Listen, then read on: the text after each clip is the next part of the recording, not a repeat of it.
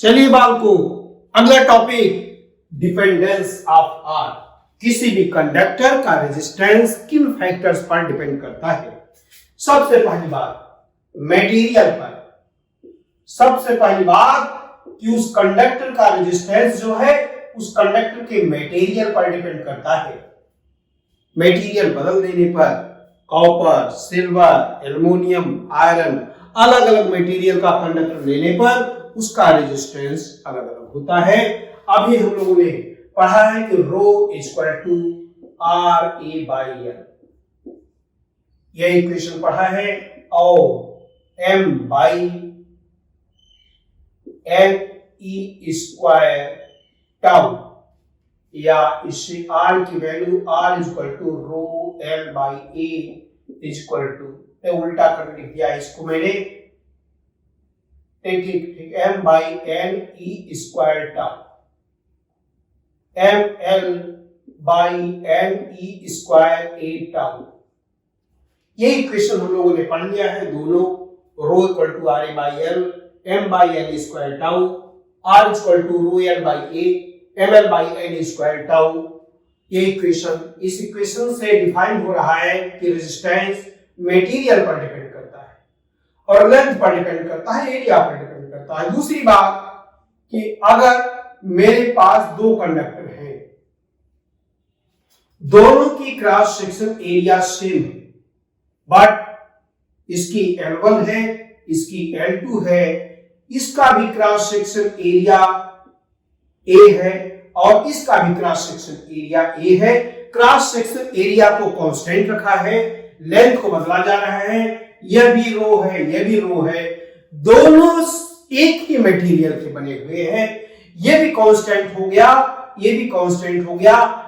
जब रो कांस्टेंट हो गया, ए कांस्टेंट हो गया, उस पोजीशन में रेजिस्टेंस जो है लेंथ के डायरेक्टली प्रोपोर्शनल होगा, तब इक्वेशन फाइंड आउट हुआ R1 by R2 equal to L1 by L2, length के डायरेक्टली प्रोपोर्शनल होता है। थर्ड पॉइंट, अगर मेरे पास दो कंडक्टर हैं, दोनों की लेंथ सेम है, लेंथ इसकी भी L है, इसकी भी L है, दोनों एक ही मटेरियल का बने हुए हैं, लेकिन इसका क्रॉस सेक्शन एरिया A1, इसकी क्रॉस सेक्शन एरिया A2 है, तब इनका रेजिस्टेंस यहां से देखेंगे कि रो और एल को कांस्टेंट कर देने पर, लेंथ रो को और एल को कांस्टेंट कर देने पर रेजिस्टेंस जो है वह उसकी क्रॉस सेक्शन एरिया के इनवर्सली प्रोपोर्शनल होता है। Means R1 by R2 equal to A2 by A1। अगर ये सिलेंडर हो और इसका सर्कुलर सेक्शन का रेडियस स्मॉल r1 हो, इसका r2 है, तो r2 square by r1 square के टर्म में रिप्रेजेंट कर सकते हैं। थर्ड इक्वेशन के बाद फोर्थ पॉइंट, मेरे पास दो कंडक्टर हैं, दो कंडक्टर हैं मेरे पास, एक ही मटेरियल के बने हुए हैं, एक ही मटेरियल एक है, रो इसका वैल्यू है, रो इसकी वैल्यू है, लेकिन दोनों की लेंथ भी अलग अलग है। इसकी लेंथ L1, इसकी लेंथ L2, इसका क्रॉस सेक्शन एरिया A1, इसकी क्रॉस सेक्शन एरिया A2। तब इसमें केवल रो कांस्टेंट हुआ, और रो कांस्टेंट होगा तो किसी भी कंडक्टर का रेजिस्टेंस L और A दोनों के साथ चेंज होगा, R proportional to L by A। इस तरीके से ये इक्वेशन कन्वर्ट हो गई, R1 by R2 equal to L1 by L2 into A2 by A1।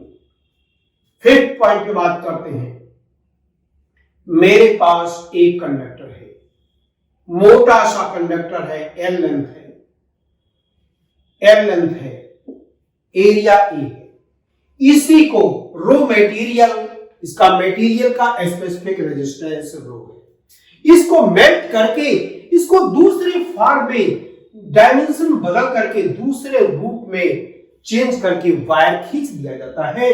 इसकी लेंथ जो L2 हो गई, मान लीजिए इसको L1 कह लीजिए, पहले लेंथ L1 की वैल्यू L है और बाद में इसकी लेंथ n टाइम्स हो गई, L2 की वैल्यू n टाइम्स हो गई। चूंकि इसी को मेल्ट करके दूसरे फॉर्म में चेंज किया जा रहा है तो इसका वॉल्यूम सेम होगा, वॉल्यूम फर्स्ट केस में, वॉल्यूम सेकंड केस में।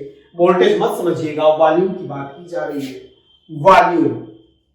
वॉल्यूम एरिया इनटू डेंसिटी, इसको A1 के नाम से कह दीजिए, इसकी एरिया A2 के नाम से कह दीजिए। तो फर्स्ट केस में L1 A1 is equal to L2 A2, इससे L1 बाई L2 की वैल्यू A2 बाई A1 हो गई और इसको R2 square by R1 square के रूप में लिख सकते हैं। क्योंकि इस फिफ्थ पॉइंट में हम लोगों ने केवल मटेरियल को कांस्टेंट किया है, लेंथ बदल रही, इसलिए इक्वेशन यह यूज होगी। मींस अगर इसका रेजिस्टेंस और इसकी रेजिस्टेंस में रिलेशन बनाए तो R1 by R2 equal to L1 by L2 into A2 by A1। But इस इक्वेशन को R1 by R2 is equal to L1 L मान लिया है और L2 को L2 एक पहले दूसरे रूप में चेंज कर लीजिए तब बदलते हैं। यहां से देखिए A2 by A1 L1 by L2 के इक्वल है, तो A2 बाई A1 को रिप्लेस कर सकते हैं L1 बाई L2 से, तो रिलेशन बन जाएगा L1 बाई L2 का होल स्क्वायर और L1 बाई L2 इसके इक्वल है, तो A2 बाई A1 के फॉर्म में भी चेंज कर सकते हैं, होल स्क्वायर हो गया। और A2 by A1 R2 by R1 का स्क्वायर है, तो R2 बाई R1 स्क्वायर और स्क्वायर अगेन 4 पावर में आ गया, तो यह रिलेशन बन गया। इसकी मदद से अगर हम कहें कि लेंथ को केवल बताएं कि n टाइम्स हो गया, तो L2 की वैल्यू NL कर देंगे, तब देखिए क्या रिजल्ट मिलेगा। R1 by R2 is equal to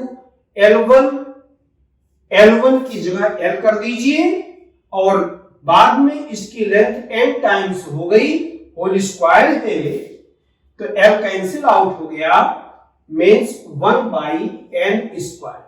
cross multiply करके अगर हम कहें सेकंड केस में जबकि उसकी लेंथ n टाइम्स कर दी गई है, तब उसका रेजिस्टेंस क्या होगा, R2 की value n square R1, n square times हो जाएगी अगर n टाइम्स लेंथ को बढ़ा दिया जाता है तब। सिक्स्थ पॉइंट पर किसी भी रेजिस्टेंस, किसी भी कंडक्टर का रेजिस्टेंस जो है उसके टेम्परेचर पर डिपेंड करता है। टेम्परेचर बदल देने पर उसकी वैल्यू बदल जाती है, टेम्परेचर बदल देने पर उस कंडक्टर का रेजिस्टेंस बदल जाता है। टेम्परेचर के बारे में हम लोग रेजिस्टेंस का टेम्परेचर की डिपेंडेंस अलग से टॉपिक चुन करके पढ़ेंगे। चलिए बच्चों, इस चैप्टर का अगला टॉपिक चुनते हैं ohmic and non ohmic circuit. Ohmic and non ohmic circuit, इस टॉपिक को हमको पढ़ना है। ओहमिक सर्किट किसे कहते हैं? ऐसा इलेक्ट्रिक सर्किट जो कि ओम्स लॉ को फॉलो करे, ओम लॉ का पालन करे, इन नियमों को माने, ऐसा सर्किट ओहमिक सर्किट कहलाता है। या और दूसरी लैंग्वेज में बोलेंगे, ओम का रूल क्या होता है? V proportional to I। किसी भी कंडक्टर या सर्किट के दो पॉइंट्स के बीच में अप्लाई किया गया वोल्टेज, पोटेंशियल डिफरेंस और उस सर्किट में, उस कंडक्टर में फ्लो करने वाली करंट में अगर डायरेक्टली प्रोपोर्शनल का रिलेशन हो, ऐसा सर्किट मेरे पास हो, तो उस सर्किट का नाम ही होता है ओहमिक सर्किट, या उस सर्किट के रेजिस्टेंस को ओहमिक रेजिस्टेंस कहते हैं। और उसका रेजिस्टेंस वोल्टेज के बदलने पर, करंट के बदलने पर बदलता नहीं है, उसका रेजिस्टेंस कांस्टेंट होता है। क्यों? क्योंकि ओम का रूल यह भी है V by I equal to constant. तो ऐसा सर्किट, ऐसा रेजिस्टेंस, ऐसा कंडक्टर मेरे पास हो जो कि ओम लॉ को फॉलो करे, या उस सर्किट के क्रॉस अप्लाई किया गया पोटेंशियल डिफरेंस उसमें फ्लो करने वाली करंट के डायरेक्टली प्रोपोर्शनल हो, ओहमिक सर्किट के नाम से पढ़ा जाएगा। और तीसरी लैंग्वेज में आप बोल सकते हैं कि ऐसा सर्किट जिसके एक्रॉस, ऐसा कंडक्टर जिसके एक्रॉस अप्लाई किया गया वोल्टेज और उसमें फ्लो करने वाली करंट के बीच में जो ग्राफ प्लॉट हो, वह ग्राफ एक स्ट्रेट लाइन हो।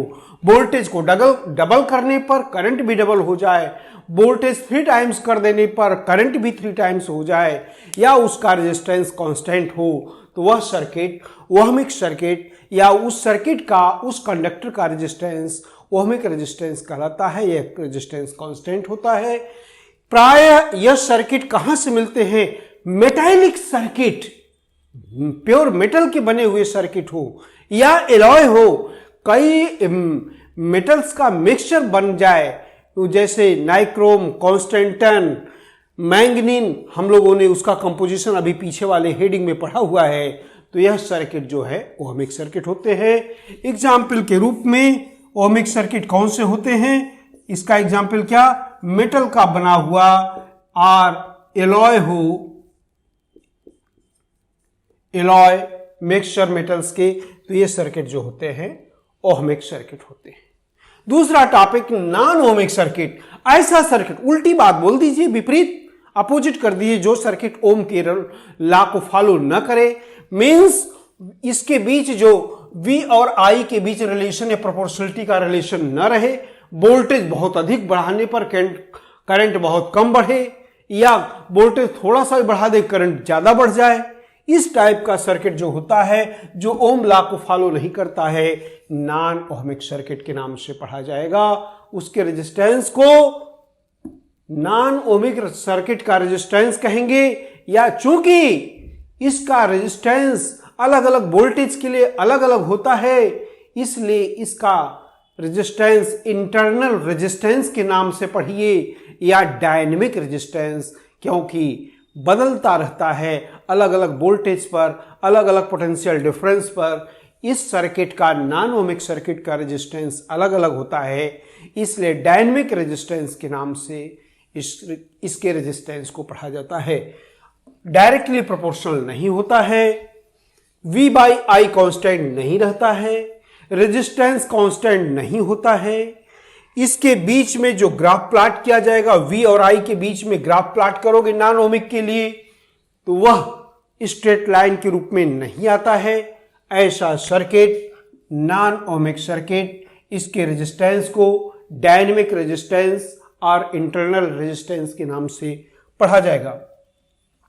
इस टाइप का ग्राफ बनेगा, इसका ग्राफ कर्व होगा, वोल्टेज और करंट के बीच में नॉन ओहमिक सर्किट के लिए प्लॉट किया गया ग्राफ कर्व होता है, और डायरेक्टली प्रोपोर्शनल का रिलेशन नहीं होता है। तब इसमें किसी भी दो पॉइंट के बीच में, अगर इस A और B पॉइंट के बीच में रेजिस्टेंस निकालना है, तो A और B के बीच में हम देखेंगे कि क्या पोटेंशियल डिफरेंस है डेल्टा V। मान लीजिए A के बीच में डेल्टा V है, यहां करंट में डिफरेंस डेल्टा I है, तब डायनेमिक रेजिस्टेंस, डायनेमिक रेजिस्टेंस इसको पढ़ते हैं, और दूसरा नाम देते हैं internal resistance.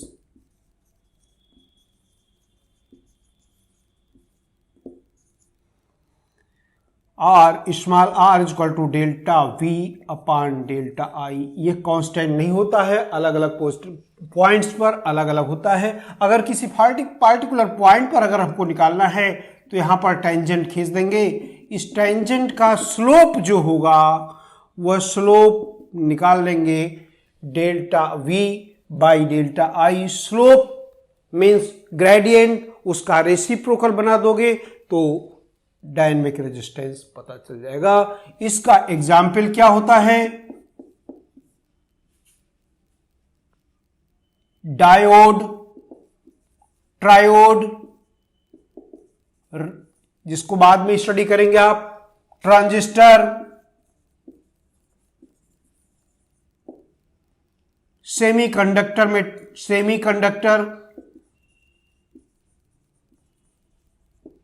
Semiconductor, torch bulb, means metal के अलावा जो सर्किट होते हैं वे नॉन ओमिक सर्किट के एग्जाम्पल्स होंगे। तो इस तरीके से हम लोगों ने इस टॉपिक को कवर किया। चलिए बच्चों, अब अगली हेडिंग हमको पढ़नी है इलेक्ट्रिक एनर्जी। इलेक्ट्रिक एनर्जी क्या है? मान लीजिए एक मेरे पास कंडक्टर है, इस कंडक्टर के टर्मिनल को किसी बैटरी से जोड़ दिया गया, ये बैटरी बना दिया, की लगा दिया कुंजी, करंट नापने के लिए आमीटर आप लगाते हैं और इसके क्रॉस पोटेंशियल डिफरेंस मेजर करने के लिए वोल्ट मीटर लगा दिया जाता है। मान लीजिए इसका नाम ए और बी है। ए पॉइंट का, इस पॉइंट का पोटेंशियल VA, इस पॉइंट का पोटेंशियल VB, इसके क्रॉस पोटेंशियल डिफरेंस मान लीजिए V पोटेंशियल डिफरेंस है और पॉजिटिव टर्मिनल यह है, नेगेटिव टर्मिनल यह है। इस टर्मिनल से जो करंट फ्लो कर रही है इसमें उसकी वैल्यू I है और किसी भी पॉइंट से मान लीजिए इस एरिया से T टाइम में Q चार्ज पार्टिकल फ्लो कर रहा है। चूंकि मेटल है तो इलेक्ट्रॉन जो होते हैं नेगेटिव टर्मिनल से पॉजिटिव टर्मिनल की ओर ड्रिफ्ट वेलोसिटी से मूव करते हैं। तो किसी भी क्रॉस सेक्शन से T टाइम में, मान लीजिए क्रॉस सेक्शन से T टाइम में Q चार्ज का फ्लो हुआ तो करंट की, इलेक्ट्रिक करंट की डिफिनेशन से I equal to Q by T, I equal to Q by T और Q equal to I T आप कहोगे इस सर्किट में फ्लो करने वाली करंट की वैल्यू है। करंट किसे कहते हैं? यूनिट टाइम में फ्लो करने वाले इलेक्ट्रिक चार्ज की वैल्यू। हमको बात करनी है इलेक्ट्रिक एनर्जी। क्योंकि कोई भी कंडक्टर ए बी लिया, अगर बैटरी जोड़ करके पोटेंशियल डिफरेंस अप्लाई किया तो हर एक चार्ज पार्टिकल के ऊपर इस बैटरी के द्वारा इसके भीतर डेवलप किए गए इलेक्ट्रिक फील्ड के द्वारा इलेक्ट्रिकल फोर्स लगने लगेगा और उस फोर्स के द्वारा इलेक्ट्रॉन या चार्ज कैरियर अगर नेगेटिव है तो नेगेटिव टर्मिनल से पॉजिटिव टर्मिनल की ओर चलने लगते हैं। फोर्स अप्लाई किया गया और उस फोर्स के द्वारा डिस्प्लेस होने लगेंगे। लेकिन जैसे डिस्प्लेस करेंगे, आगे मूव करेंगे, वे इलेक्ट्रॉन मेटल एटम से कोलिजन करते हैं और कोलिजन करने के बाद वो अपनी टोटल एनर्जी जो गेन की हुई है उसको ट्रांसफर कर देते हैं। अब फिर से इलेक्ट्रिक फील्ड तो लगा हुआ है, फिर से उस पर फोर्स लगता है, फिर से मूव करते हैं इलेक्ट्रिक फील्ड के डायरेक्शन में और अपोजिट डायरेक्शन में और फिर कोलिजन करते हैं।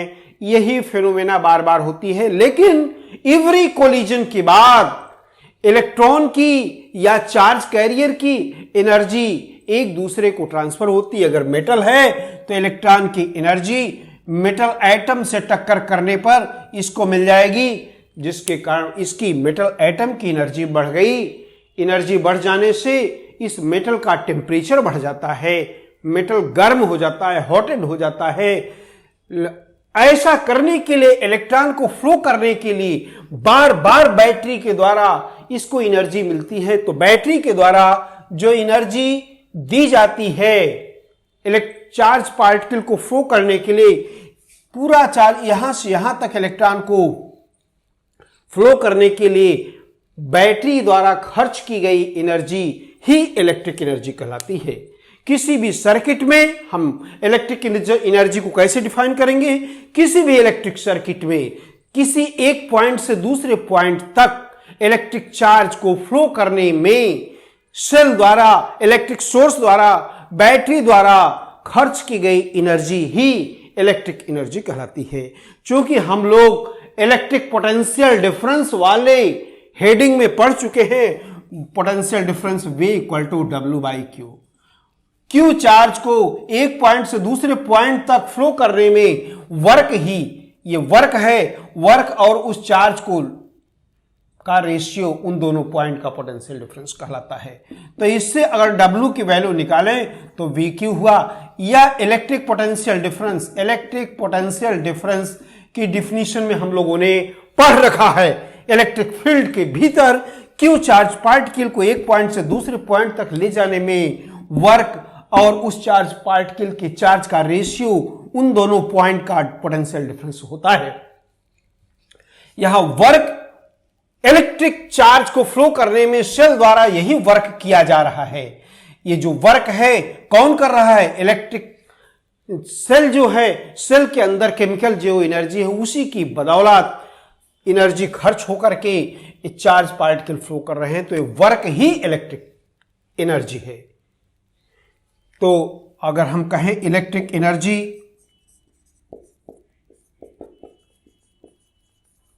एच से डिनोट करिए वर्क। किसी भी इलेक्ट्रिक सर्किट में क्यू चार्ज पार्टिकल को एक पॉइंट से दूसरे पॉइंट तक ले जाने में जो वर्क होता है, सेल द्वारा किया गया वर्क या सेल द्वारा खर्च की गई एनर्जी ही इलेक्ट्रिक एनर्जी है। और W की वैल्यू VQ, और Q की जगह IT रख देंगे VIT, और in Ohm's law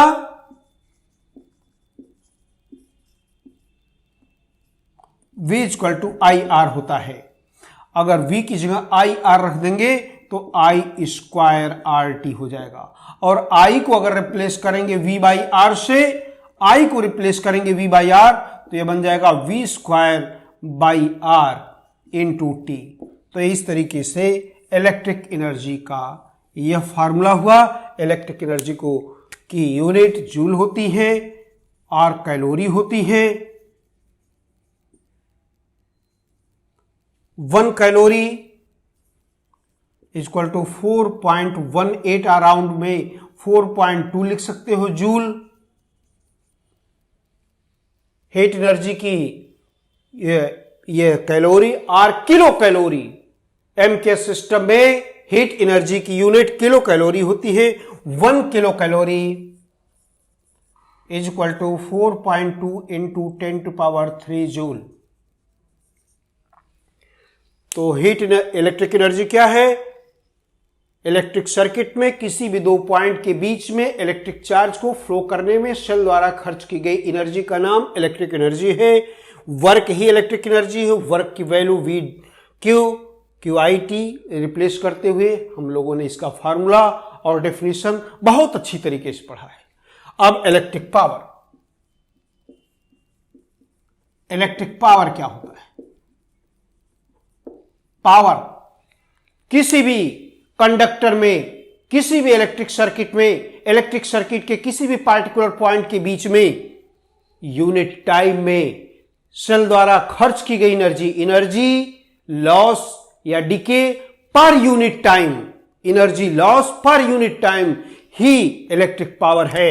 electric power P equal to H by T और W बाई टी से डिवाइड कर दीजिए, यूनिट टाइम के लिए डिके एनर्जी पता चल जाएगी। Equal to VI square R और V स्क्वायर बाई R। यह इलेक्ट्रिक पावर का रिलेशन है। इसके यूनिट वाट होता है और बड़े यूनिट में किलोवाट, मेगावाट, इस तरीके से आप प्रीफिक्स जोड़ करके इसके यूनिट को छोटा बड़ा कर सकते हैं। एक और इंजीनियरिंग डिपार्टमेंट में यूनिट यूज होती है 1 horse power. 1 horse power equal to 746 watt. 746 watt. 1 horse power equal to 746 watt. ये अलग यूनिट है, HP से इंडिकेट करते हैं। इसके बाद हम लोग पढ़ेंगे kWh, किलो वाट आवर, और इसी का नाम है यूनिट किलो वाट आवर। क्योंकि अगर हम लोग यहां से हीट की energy P equal to H by T, इससे H की वैल्यू निकालें तो P इंटू टी, और P की यूनिट और T की यूनिट, पावर की और टाइम की यूनिट लगा दें तो हीट एनर्जी की यूनिट पता चल जाएगी।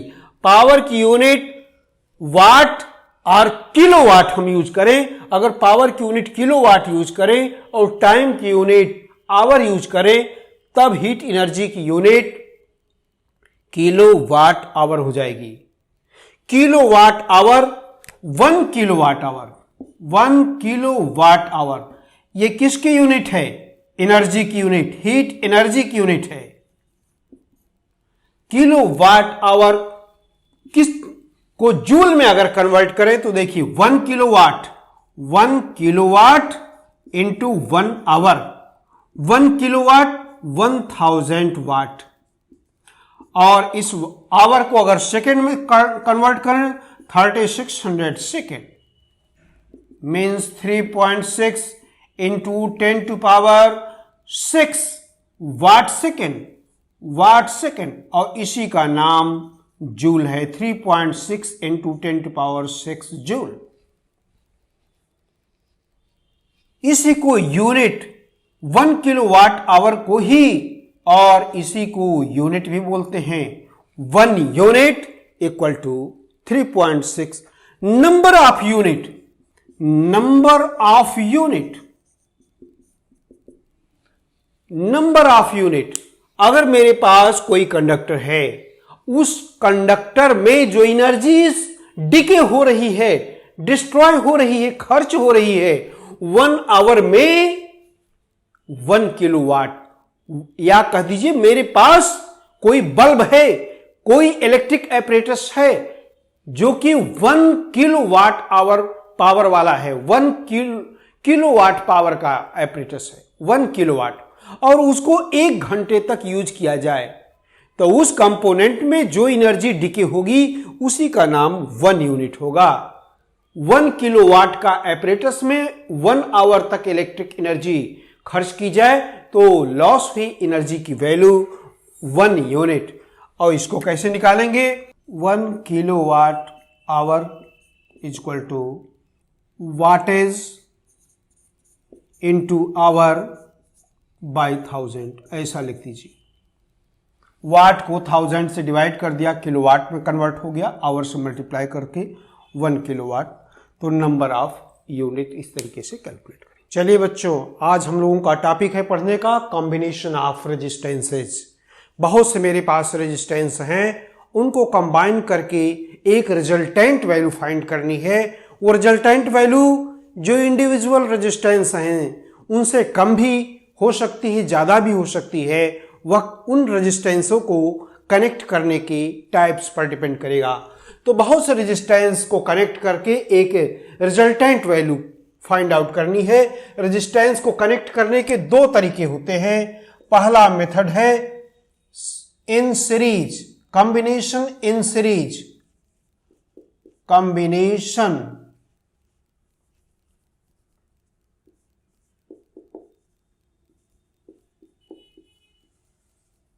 in series of resistances।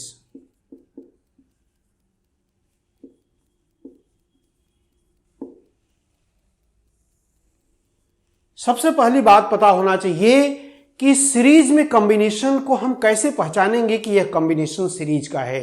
जैसे कि हम लोग पहले कंडेंसर में पढ़ के आए हैं, बिल्कुल सेम टाइप है। मेरे पास मान लीजिए 3 रेजिस्टेंस हैं, उनको एंड टू एंड, ये फर्स्ट रेजिस्टेंस जिसकी वैल्यू R1 है, second resistance R2, third resistance R3, ये 3 रेजिस्टेंस मेरे पास है। तीनों रेजिस्टेंस डिफरेंट वैल्यूज के हैं। इनको end to end, end to end जोड़ते चले जाइए, आगे और हो तो और भी जोड़ दीजिए। एक लाइन में, एक पाथ पर जुड़ते चले जाएंगे तो यह कॉम्बिनेशन की पहचान है कि वह कॉम्बिनेशन सीरीज कॉम्बिनेशन होगा। अब इसको अगर सर्किट में यूज करना है तो इनके एक एंड के एक क्रॉस एक सोर्स, इलेक्ट्रिक सोर्स, बैटरी या सेल जोड़ दीजिए, की लगा दीजिए, कुंजी, आमीटर, वोल्ट मीटर वगैरह इसको डाल सकते हो सर्किट में। कंप्लीट सर्किट मैंने कर दिया। इस पॉजिटिव टर्मिनल, नेगेटिव टर्मिनल के वोल्ट कुंजे, यहां से बैटरी के पॉजिटिव टर्मिनल से सर्किट की मेन करंट फ्लो करेगी। मान लीजिए इसका ईएमएफ ई है, टोटल वोल्टेज बैटरी का ई है।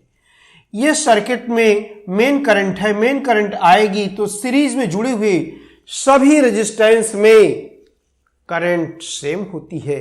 बिल्कुल निश्चित रूप से समझना चाहिए कि सीरीज में अगर रेजिस्टेंस जुड़े हैं तो सब में करंट की वैल्यू एक जैसी होगी, सब में करंट सेम, और वो करंट इससे आउट होकर के कंप्लीट सर्किट में फ्लो करेगी। लेकिन इनके एक्रॉस जो पोटेंशियल डिफरेंस होगा, अलग अलग रेजिस्टेंस के एक्रॉस पोटेंशियल डिफरेंस की वैल्यू अलग अलग होती है। A, B, C, D, point A and B के बीच पोटेंशियल डिफरेंस V1। इस रेजिस्टेंस के लिए बात करें, इसकी वैल्यू R1 है, करंट I है और इसके क्रॉस वोल्टेज V1 है। इसके क्रॉस पोटेंशियल डिफरेंस मान लीजिए V2 है, इसके क्रॉस पोटेंशियल डिफरेंस V3 है। अगर टोटल पोटेंशियल डिफरेंस A और D की बात करें, मान लिया V है, V की वैल्यू, नेट पोटेंशियल डिफरेंस की वैल्यू, V की value V equal to V1 plus V2 plus V3, तीनों पोटेंशियल डिफरेंस का सम कर देंगे तो net potential difference applied across AD find out हो जाएगा। सीरीज कॉम्बिनेशन की पहचान एक लाइन में, सब में करंट सेम, लेकिन इंडिविजुअल अलग अलग रेजिस्टेंस के एक क्रॉस पोटेंशियल डिफरेंस अलग अलग होता है। ओम्स रूल बोलता है V equal to IR, I चूंकि सेम है, कांस्टेंट है, तो V प्रोपोर्शनल टू R बोलेंगे। इस केस में I को कांस्टेंट सभी में एक इक्वल है, इस वजह से I कांस्टेंट की तरह डील करते हुए हम लोग क्लेरिफाई करें कि वोल्टेज किसके अक्रॉस कम, किसके अक्रॉस अधिक होगा, तो जिस रेजिस्टेंस की वैल्यू जितनी बड़ी होगी उसके अक्रॉस पोटेंशियल डिफरेंस की वैल्यू उतनी अधिक होगी। तो पोटेंशियल डिफरेंस अलग अलग होता है, किस पर ज्यादा होगा, जिसका रेजिस्टेंस ज्यादा होगा उसके अक्रॉस पोटेंशियल डिफरेंस ज्यादा होगा, जिसकी रेजिस्टेंस की वैल्यू कम होगी उसके अक्रॉस R कम होगा तो पोटेंशियल डिफरेंस भी कम होगा। अगर इन तीनों का रिजल्टेंट वैल्यू बोला जाए तो जो रिजल्टेंट रेजिस्टेंस होता है उसी को इक्विवेलेंट रेजिस्टेंस कहते हैं। Equivalent resistance means net resultant value, combination की रिजल्टेंट वैल्यू। अब देखिए according to Ohm's law, according to Ohm's law,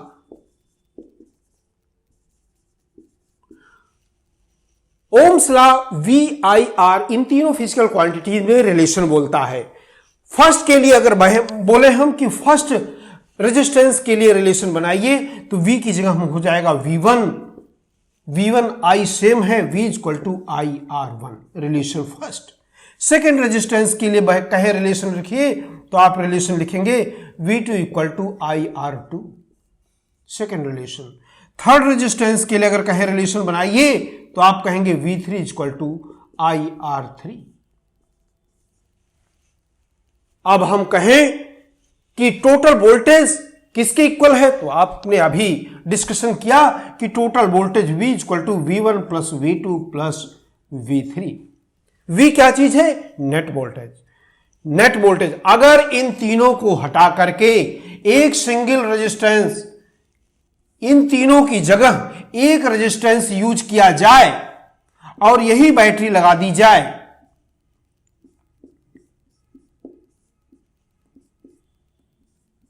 और इसके अक्रॉस जो अप्लाइड वोल्टेज हो V हो और इसमें करंट की वैल्यू I हो और इन तीनों को मिला करके रेजिस्टेंस R होगा, तो इस रेजिस्टेंस को ही बोलते हैं equivalent resistance. Equivalent resistance means इन तीनों की नेट वैल्यू, कंबाइंड वैल्यू। तो ये रिजल्टेंट इक्विवेलेंट रेजिस्टेंस, अगर इस इक्विवेलेंट रेजिस्टेंस के लिए इक्विवेलेंट फॉर इक्विवेलेंट रेजिस्टेंस के लिए रिलेशन बनाएं तो V इक्वल टू IR आप कहोगे, V equal to IR, VIR। और टोटल वोल्टेज इंडिविजुअल वोल्टेज के सम के इक्वल। ये चारों वैल्यूज को इन चारों इक्वेशन से यहां पुटअप कर दीजिए। V की जगह IR1 plus IR2 plus IR3, I cancel out, R equal to R1 plus R2 plus R3। यह रिजल्टेंट सीरीज कॉम्बिनेशन में इक्विवेलेंट रेजिस्टेंस की वैल्यू इंडिविजुअल रेजिस्टेंस के सम के इक्वल होती है। हमको क्या नोट करना है, इसमें क्या बातें ध्यान रखनी है? नोट में फर्स्ट पॉइंट, करंट सेम होती है। करंट सेम, हर एक रेजिस्टेंस में करंट की वैल्यू सेम होती है। टोटल वोल्टेज की वैल्यू इंडिविजुअल एक रेजिस्टेंस के एक क्रॉस जो वोल्टेज होता है उसके सम होती है। वोल्टेज अलग अलग रेजिस्टेंस के एक क्रॉस डिफरेंट होता है। डिफरेंट वोल्टेज की वैल्यू डिफरेंट होती है, अलग अलग रेजिस्टेंस के एक क्रॉस वोल्टेज अलग अलग होता है। किस पर ज्यादा होगा? V प्रोपोर्शनल टू R से एक्सप्लेन करेंगे। जिस रेजिस्टेंस की वैल्यू ज्यादा होगी उसके एक क्रॉस पोटेंशियल डिफरेंस अधिक होगा। फोर्थ पॉइंट नोट करना है हम लोगों को कि इक्विवेलेंट रेजिस्टेंस की वैल्यू इंडिविजुअल रेजिस्टेंस के सम के इक्वल होती है। और जो R होता है, R की वैल्यू ऑलवेज ग्रेटर होती है R1 से भी, R2 से भी और R3 से भी। या यूं कहें, इन तीनों में जो ग्रेटर रेजिस्टेंस होगा इक्विवेलेंट रेजिस्टेंस की वैल्यू उससे भी बड़ी होती है। तो जब हमको रेजिस्टेंस की वैल्यू को बढ़ाना होता है, सर्किट में बड़े रेजिस्टेंस की आवश्यकता होती है, तब गिवन जो कई रेजिस्टेंस दिए गए होते हैं उनको सीरीज में कंबाइन कर दे तो रिजल्टेंट रेजिस्टेंस की वैल्यू बढ़ जाती है।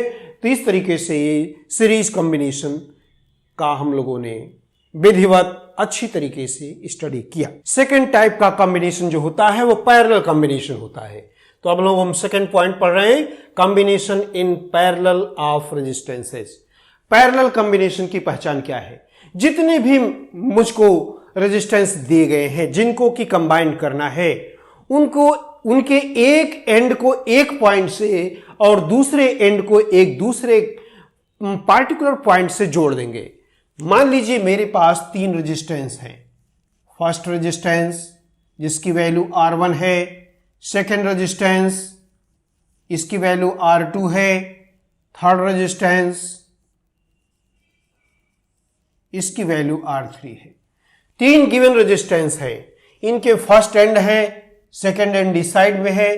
फर्स्ट एंड को ए पॉइंट से, मान लीजिए इस पॉइंट से कंबाइन कर दीजिए, कनेक्टिंग वायर ले लीजिए और इसे कनेक्ट कर दीजिए। कनेक्टिंग वायर्स की हेल्प से इनको कनेक्ट कर दिए। दूसरे एंड को एक पार्टिकुलर पॉइंट बी से कनेक्ट कर दीजिए। तो इस तरीके से कॉम्बिनेशन पैरेलल कॉम्बिनेशन होता है। और जो ए और बी एंड हैं इनको इलेक्ट्रिक सोर्स बैटरी से कनेक्ट कर दीजिए। ऑन ऑफ करने के लिए की लगा दीजिए। ये बैटरी का positive and negative and E voltage की बैटरी है। इससे मेन करंट जब आई चलेगी सर्किट में फ्लो करेगी तो पॉइंट ए पर आने के बाद इसको आगे जाने के लिए 3 रास्ते बन जाएंगे। तो यहां से करंट आगे जब फ्लो करेगी तो 3 पार्ट में डिवाइड हो जाएगी, I1, I2, I3।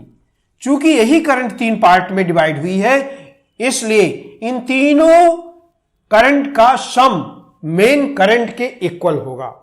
I equal to I1 plus I2 plus I3। तीनों करंट का सम मेन करंट के इक्वल होगा। लेकिन चूंकि तीनों करंट, तीनों रेजिस्टेंस एक ही पॉइंट से ए और बी से जोड़े गए हैं, इसलिए तीनों रेजिस्टेंस के अक्रॉस पोटेंशियल डिफरेंस की वैल्यू सेम होगी। ये 2 बातें हम लोगों को बहुत अच्छी तरीके से जानना चाहिए कि पैरेलल कॉम्बिनेशन में करंट डिफरेंट होती है और पोटेंशियल डिफरेंस अलग अलग होता है।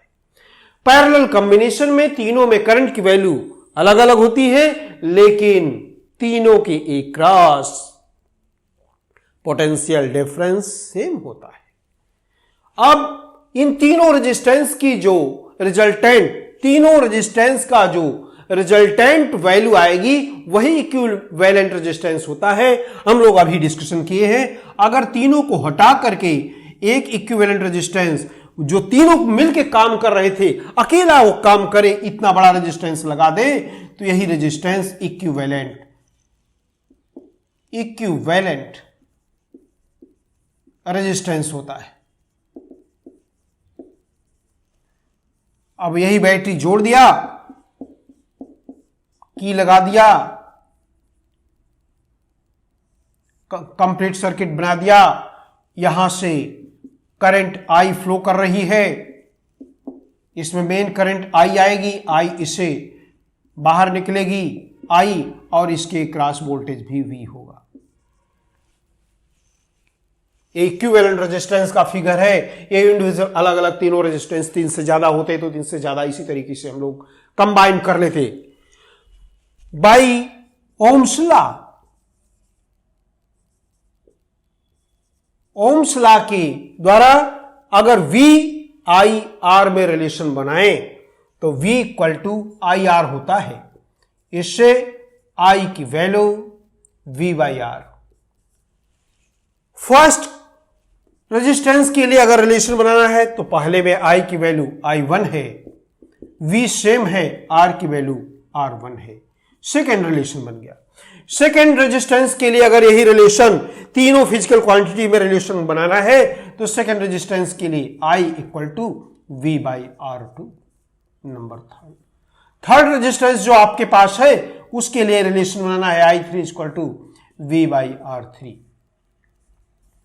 अगर इन तीनों को हटा करके एक सिंगल रेजिस्टेंस यूज किया जाए जो इन तीनों के बराबर कार्य करे, वो इक्विवेलेंट रेजिस्टेंस है। अगर इसके लिए ओम्स लॉ के द्वारा रिलेशन बनाना है तो I की वैल्यू फॉर इक्विवेलेंट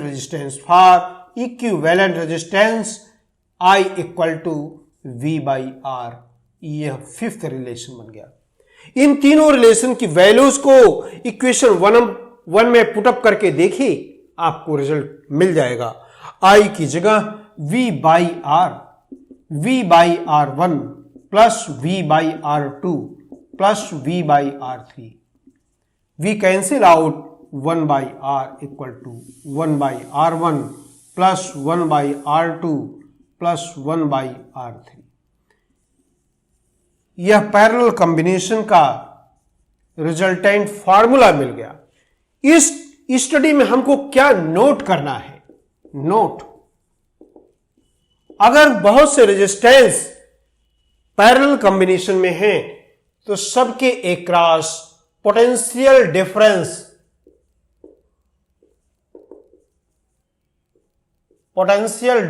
सेम होता है। पोटेंशियल डिफरेंस सेम होता है। सेकेंड पॉइंट, करंट डिफरेंट होती है, करंट की वैल्यू डिफरेंट होती है। Potential difference same, current different, अलग अलग रेजिस्टेंस के अक्रॉस करंट की वैल्यू अलग अलग होती है। और मेन करंट की वैल्यू इंडिविजुअल करंट के सम के इक्वल होती है। और किसके अक्रॉस करंट ज्यादा होगी, V equal to I R relation Ohm होता है। इसमें कांस्टेंट क्या है? V constant. कांस्टेंट क्यों कह रहे हैं? क्योंकि तीनों रेजिस्टेंस के लिए V की वैल्यू सेम है। जो सेम चेंज नहीं होती है वही कांस्टेंट होती है। I की वैल्यू निकालेंगे, V बाई R हुआ। आप कह रहे हैं कि V कांस्टेंट है, means I proportional to 1 by R। तो जिसके रेजिस्टेंस की वैल्यू ज्यादा होगी उस रेजिस्टेंस में फ्लो करने वाली करंट की वैल्यू कम होगी। R ज्यादा तो I कम, R कम तो I ज्यादा। ऐसा रिलेशन तीनों रेजिस्टेंस में किस में करंट ज्यादा होगी? जिसके रेजिस्टेंस की वैल्यू कम होगी, यह बोलेंगे आप। और फिफ्थ पॉइंट में हमको जानकारी रखना है, याद रखना है मेमोरी में, कि इक्विवेलेंट रेजिस्टेंस का रेसिप्रोकल इंडिविजुअल रेजिस्टेंस के रेसिप्रोकल के सम के इक्वल होता है। R equal to 1 by R1 plus 1 by R2 plus 1 by R3। तो ये हमको पांचों point, first, second, third, fourth, fifth point memory में रखना है। किसके लिए? पैरेलल कॉम्बिनेशन के लिए। अगर इस तरीके से आप किसी भी टॉपिक, हमारे वीडियो में किसी भी टॉपिक को पढ़ करके अपने कंसेप्ट को क्लियर रखेंगे तो किसी भी टॉपिक का, किसी भी चैप्टर का, किसी टॉपिक पर एक्सरसाइज करने में कोई प्रॉब्लम नहीं आनी है। फिजिक्स क्या है, कंसेप्ट क्लियर तो एक्सरसाइज परफेक्ट, एकदम परफेक्ट। चलिए बच्चों, अब हमारी अगली हेडिंग आती है colour, carbon resistance and colour code for carbon resistance. यह हमारी हेडिंग है, इस टॉपिक को पढ़ना है। हम लोग जानते हैं कि किसी भी इलेक्ट्रिकल सर्किट या इलेक्ट्रॉनिक्स में रेजिस्टेंस का यूज किया जाता है और रेजिस्टेंस प्रायः जनरली मेटल्स के बनाए जाते हैं, चाहे प्योर मेटल्स हो चाहे एलॉय हो, उनके रेजिस्टेंस बनाए जाते हैं। लेकिन मेटल का रेजिस्टेंस बहुत बड़े मान का, किलो ओम, मेगा ओम का बनाना बहुत ही अनकंफर्टेबल है। मेटल्स की लेंथ को बहुत लंबी लेनी पड़ेगी, तो मेटल का रेजिस्टेंस बहुत बड़े वैल्यू का बनाना बहुत ही मुश्किल होता है। इसलिए सेमीकंडक्टर मटेरियल जो कार्बन होता है, उस कार्बन के रेजिस्टेंस बहुत बड़े वैल्यू के बनाए जा सकते हैं। अब चूंकि कार्बन के क्यों बनाए जाते हैं, क्यों, उसका कारण है कि ये चीप भी पड़ता है और साइज में छोटा भी होता है। तो कार्बन, ऐसा रेजिस्टेंस जो कि कार्बन का बनाया जाए उसी को कार्बन रेजिस्टेंस बोलते हैं। कैसे बनाते हैं, कार्बन लेकर के उसको पाउडर में कन्वर्ट कर लिया जाता है और फिर उसे प्लास्टिक के बैग में या किसी भी इंसुलेटिंग मटेरियल के बैग में, सिलेंड्रिकल बैग में भर देते हैं। छोटे साइज, बड़े साइज का, इस तरीके से एक प्लास्टिक का सिलेंड्रिकल बैग है, इसमें जो है कार्बन पाउडर को भर दिया गया। कार्बन सेमीकंडक्टर मटेरियल होता है, इसमें कार्बन भर दिया तो ये कार्बन रेजिस्टेंस बन गया। अब इसकी साइज छोटी बड़ी बना करके अलग अलग वैल्यूज के कार्बन रेजिस्टेंस बनाए जाते हैं। सर्किट में यूज करने के लिए, कनेक्शन करने के लिए इस सिलेंडर के दोनों साइड में किसी भी कंडक्टिंग मटेरियल, कनेक्टिंग वायर्स, अच्छे मेटल का वायर जोड़ देते हैं जिससे कि इसे किसी भी सर्किट में यूज किया जा सकता है। ये लीड है, ये कार्बन भरा हुआ है। इसकी वैल्यू क्या है, अलग अलग साइज के कार्बन रेजिस्टेंस की वैल्यू अलग अलग होती है। इसकी वैल्यू को बताने के लिए कि इसकी वैल्यू क्या है, कितने ओम का ये कार्बन रेजिस्टेंस है, इसको इंडिकेट करने के लिए इस पे कलरफुल बैंड्स बने होते हैं। 3 सर्कुलर बैंड्स जो है पास पास होते हैं, चौथा बैंड थोड़ी दूरी पे होता है। इसको ABC नाम देते हैं, इसको D नाम देते हैं। इसकी वैल्यू क्या होगी अभी हम लोग पढ़ेंगे, लेकिन थोड़ा सा हट करके बात करें कि जो रेजिस्टेंस होता है, कुछ ऐसे रेजिस्टेंस होते हैं जिसकी की वैल्यू कांस्टेंट फिक्स होती है, उसको कांस्टेंट रेजिस्टेंस कहते हैं। उसका सिंबल इस तरीके से होता है, कांस्टेंट रेजिस्टेंस R ओम का है, ये कांस्टेंट है, कांस्टेंट रेजिस्टेंस। इसकी वैल्यू निश्चित होती है, इसको बदला नहीं जा सकता है। कुछ ऐसे सिस्टम बनाए जाते हैं जिसमें कि किसी भी रेजिस्टेंस की, चाहे वो मेटेलिक हो चाहे कार्बन हो, मेटेलिक मान लीजिए जनरली यूज करते हैं, कि उसका रेजिस्टेंस बदला जा सकता है। ऐसे रेजिस्टेंस को वेरिएबल रेजिस्टेंस कहते हैं। ऐसा रेजिस्टेंस जिसकी वैल्यू अपनी इच्छा अनुसार बदल सके, वेरिएबल रेजिस्टेंस को इस तरीके से रिप्रेजेंट करते हैं। यह वेरिएबल रेजिस्टेंस का रिप्रेजेंटेशन है, वेरिएबल रेजिस्टेंस। हम लोग अपने लैब में रिहोस्टेट वगैरह के नाम से पढ़ते हैं। रिहोस्टेट करंट कंट्रोलिंग मटेरियल होता, एपरेटस होता है, और इसको दूसरे तरीके से ऐसे भी बना देते हैं। ऐसे रेजिस्टेंस बना दिया, एरो, ये वेरिएबल रेजिस्टेंस का रिप्रेजेंटेशन है, चाहे जैसा भी रेजिस्टेंस है। अब हम लोग इस टॉपिक पर आते हैं। इसका क्या मान होगा, इसकी वैल्यू क्या होगी, वैल्यू को बताने के लिए एक स्लोगन हम लोग याद रखेंगे, B Roy, great boy, great boy, very good wife. ये किस लिए बताया जा रहा है? इस कार्बन रेजिस्टेंस की वैल्यू को बताने के लिए ये कुछ कोड बनाए गए हैं। कोड में लेटर चुनेंगे, B R O Y ji, B we ji W. ये 10 लेटर है, 1 2 3 4 5 6 7 8 9 10 लेटर हैं। इन लेटर की मदद से इस कार्बन रेजिस्टेंस की कोडिंग करके इसकी वैल्यू को बताया जा सकता है। मान लीजिए कि इसका रेजिस्टेंस आर है, एक कलरफुल कोड है, एक कलर बैंडिंग है, सर्कुलर बैंड है, कोएक्सियल कलरफुल बैंड है, अलग अलग कलर का कोड अलग अलग होगा। इसके रेजिस्टेंस को बताने के लिए यह तरीका यूज किया जाता है, ए बी, ये जो पहली और फर्स्ट सेकेंड सर्कुलर रिंग्स है वो सिग्निफिकेंट वैल्यूज को बताती हैं, इनटू 10 टू पावर सी जो थर्ड बैंड है वो डेसिमल नंबर 10 टू पावर वाली वैल्यू को बताएगी, और फोर्थ बैंड जो है वो tolerance plus minus D percentage में रिप्रेजेंट होगी।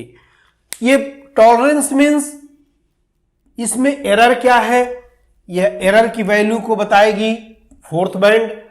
अब बात आती है आखिर इसको हम कैसे जानेंगे कि इस कार्बन रेजिस्टेंस की वैल्यू ये है। तो इस टेबल की मदद से आप समझिए, पहली टेबल में बता दीजिए कलर कोड,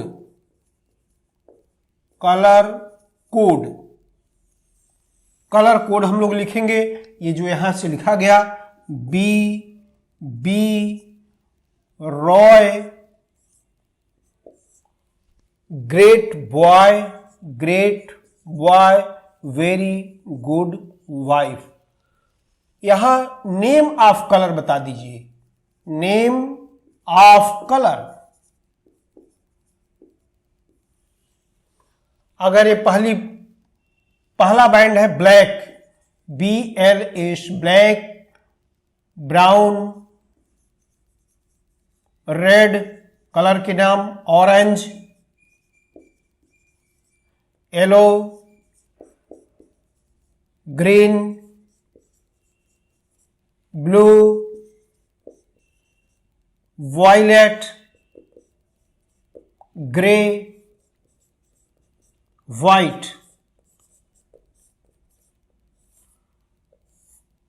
इसके नीचे कुछ बातें और पढ़नी है, gold colour, silver, no colour.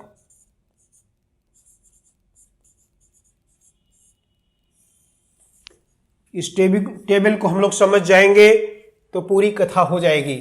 Name of colour, digits, इसके बाद अगला कॉलम डिजिट्स का बना दीजिए। डिजिट्स में अगर ब्लैक कलर है तो इसको 0 1 2 3 4 5 6 7 8 9 इनके डिजिट्स हो गए। टॉलरेंस, और जो थर्ड बैंड है इस 10 टू पावर के लिए 10 to power -1, 10 to power -2, no colour में कुछ नहीं, और यहां टॉलरेंस लिख दीजिए।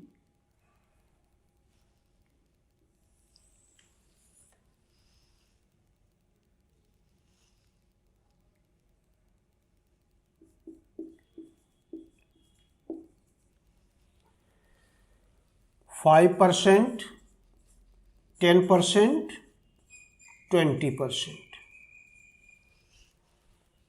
देखिए, समझने की कोशिश करिए।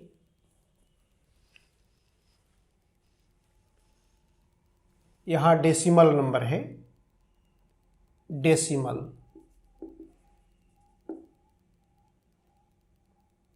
नंबर।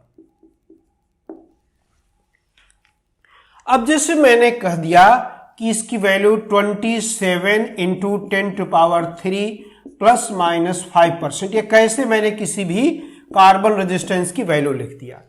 इसका मतलब जो पहली बैंड होगी वो 2 मीन्स रेड कलर की होगी। अगर पहला बैंड रेड कलर का है तो फर्स्ट सिग्निफिकेंट वैल्यू को 2 दिया जाएगा, और 7 मीन्स वायलेट, सेकेंड जो बैंड है ये वायलेट कलर की होगी। वायलेट कलर की अगर बनी हुई है तो सेकेंड सिग्निफिकेंट वैल्यू 7 होगी, और थर्ड 3 है, 3 मीन्स यह कलर ऑरेंज कलर का होगा, ऑरेंज कलर। और फोर्थ 5% मैंने लिख दिया है, इसका मतलब कि ये गोल्ड कलर की होगी। ये गोल्ड कलर की अगर बैंड बनी हुई है तब इस कार्बन रेजिस्टेंस की वैल्यू 27 इंटू 10⁻³ प्लस माइनस 5%, ये टॉलरेंस मीन्स एरर प्लस 5% ज्यादा या कम के रेंज में वेरी करेगा इस कार्बन का रेजिस्टेंस। अगर ये जो थर्ड है मान लीजिए 35 इंटू आर की वैल्यू 35 इंटू 10⁻⁻² प्लस माइनस 20% लिख दिया गया। इसका मतलब फर्स्ट बैंड किस कलर की होगी? 3 ऑरेंज कलर की होगी। फर्स्ट बैंड ऑरेंज कलर का होगा। 5 अगर लिखा हुआ है मैंने लिख दिया तो 5 मीन्स ग्रीन कलर की सेकेंड बैंड होगी। सेकेंड बैंड ग्रीन कलर की होगी, और -2 लिखा गया है, इसका मतलब हुआ कि जो तीसरी बैंड है वो सिल्वर कलर की होगी, सिल्वर कलर। और 20% मीन्स जो फोर्थ बैंड है वो कोई कलरलेस होगी, कलरलेस कह दीजिए। इस तरीके से किसी भी कार्बन रेजिस्टेंस की वैल्यू हम लोग कैलकुलेट कर सकते हैं। ये आपको ये कोडिंग करके बता दिया जाए कि ये कार्बन बैग है, कार्बन का पाउडर भरा हुआ और प्लास्टिक बैग में भरा हुआ है। इस पर 4 अलग अलग कलर के बैंड्स बनी हुई हैं, तो इसका रेजिस्टेंस क्या होगा इस कोडिंग की मदद से, इस स्लोगन की मदद से हम लोग याद रखेंगे और इस टेबल पर गौर करते हुए उसके रेजिस्टेंस की वैल्यू को इस फार्मूले की मदद से हम लोग कैलकुलेट कर लेंगे कि फर्स्ट बैंड किस कलर की है, सेकेंड बैंड किस कलर की है, थर्ड बैंड किस कलर का है, फोर्थ बैंड किस कलर का है। तो इस तरीके से कार्बन रेजिस्टेंस क्या होता है? एक रेजिस्टेंस है जो कि सेमी कंडक्टर मटेरियल कार्बन का बना होता है। बनाने का कारण है कि चीप एंड बेस्ट पड़ता है, साइज में छोटा होता है और सस्ता पड़ता है। और उसको बनाने का तरीका कि पाउडर रूप में बैग में भर लीजिए, कार्बन रेजिस्टेंस बन गया। अब किसी भी रेजिस्टेंस की वैल्यू बताने के लिए उसकी कोडिंग होती है। कोडिंग मतलब कि उस पर कलरफुल बैंड होती हैं, और कार्बन रेजिस्टेंस के लिए एक कलरफुल बैंड कोडिंग कर दिया जाता है। हम उसकी मदद से उसका कोड देख करके, कलर देख करके उसका रेजिस्टेंस समझ जाते हैं। तो इस तरीके से कार्बन के resistance kilo ohm, mega ohm, 100 mega ohm, 1000 mega ohm, बहुत बड़ी बड़ी रेजिस्टेंस बना सकते हैं।